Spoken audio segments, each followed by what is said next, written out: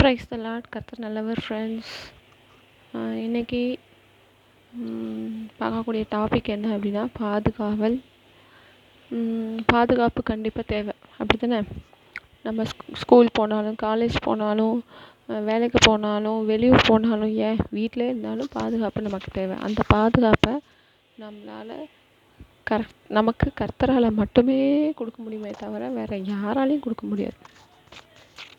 எத்தனை body guards இருந்தாலும், பெரிய பெரிய ஆட்களுக்கெலாம் பாடி கார்ட்ஸ் வச்சுருக்காங்க. அப்படி இருந்தும் ஷூட் பண்ணி இறந்து போகிறாங்க, ஷூட் பண்ணி அடிப்படை. இப்போ ரீசெண்டாக கூட ஒருத்தருக்கு ஷூட்டிங் நடந்தது, அப்படி தானே?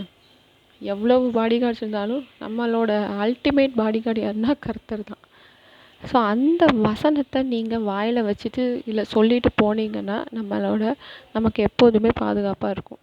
இந்த வசனத்தை நீங்கள் பசங்க ஸ்கூல் போகும்போது, காலேஜ் போகும்போது, நீங்கள் வீட்டிலே இருந்தாலும் சரி, வண்டி ஓட்டும்போது, ஏதாவது ஒரு டூர் போகிறீங்க, பஸ் ஏதோ ஒரு வண்டியில் ஏறுறீங்க, வர்றீங்க, வாசலில் வந்தீங்க, வீட்டுக்குள்ளே இருந்தீங்க, எதுவாக இருந்தாலும் சரி, பிசாசு யாரை விழுங்கலாம், யாரை கொல்லலாம் தான் பார்த்துட்ருக்கான். அதனால் எப்போதுமே இந்த வசனத்தை வாயிலே வச்சுக்கோங்க. ரொம்ப ரொம்ப முக்கியமானது, சரியா?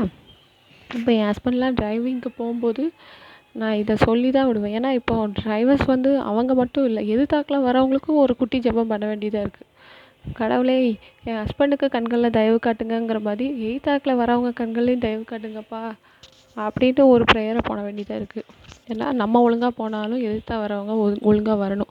ஸோ எல்லாருக்கும், சுற்றி வர எல்லாருக்கும், காருக்குள்ளே இருக்கிறவங்களுக்கு எல்லாருக்குமே ப்ரேயர் பண்ணணும், அப்படி தானே? ஸோ அந்த ப்ரேயரை பண்ணிவிட்டு நம்ம போவோம். வேறு யாராலையும் நமக்கு செக்யூரிட்டி கொடுக்கவே முடியாது, ஓகேயா? ஓகே. பாதுகாவல். ஃபஸ்ட்டு வசனம், எனக்கு விரோதமாக உருவாக்கப்படும் எந்த ஆயுதமும் வாய்க்காது. ஆமென். நெக்ஸ்ட்டு, என் வழிகளில் எல்லாம் என்னை காக்கும்படி எனக்காக தம்முடைய தூதருக்கு கட்டளையிடுவார். என் பாதம் கல்லில் இடராதபடி தூதர்கள் என்னை தங்கள் கைகளில் ஏந்தி கொண்டு போவார்கள். ஆமென். இந்த வசனத்தை சொல்லிட்டோம் அப்படின்னா நம்ம தைரியமாக இருக்கலாம், அப்படி தானே? பகலிலே வெயிலாகிலும் இரவிலே பனியாகிலும் என்னை சேதப்படுத்தாது. ஆமென். வெளியே போகிறீங்க, வரீங்க, சூரியனும் சரி, சந்திரனும் சரி உங்களை டச் பண்ணவே முடியாது. ஏன்னா நீங்கள் கர்த்தரோட பிள்ளை. உங்களை சுற்றி யார் இருக்கா? பாதுகாப்புக்கு தூதர்கள் இருக்காங்க, ஓகேயா? நெக்ஸ்ட்டு, லாஸ்ட் வசனம், கர்த்தரின் போக்கையும் வரத்தையும் இது முதற்கொண்டு என்றென்றைக்கும் காப்பார். ஓகே, இது ஈஸியாக தான் இருக்கும். இதை நல்லா படித்து வச்சுக்கோங்க கண்டிப்பாக. ஏன்னா நம்ம வீட்டுக்குள்ளே இருக்க போகிறது கிடையாது, எல்லா பக்கமும் போவோம். வீட்டுக்குள்ளே இருந்தாலும் நமக்கு சொல்ல தேவைப்படுது. அதனால் இந்த 4 வசனத்தையும் நல்லா படித்து வச்சுக்கோங்க.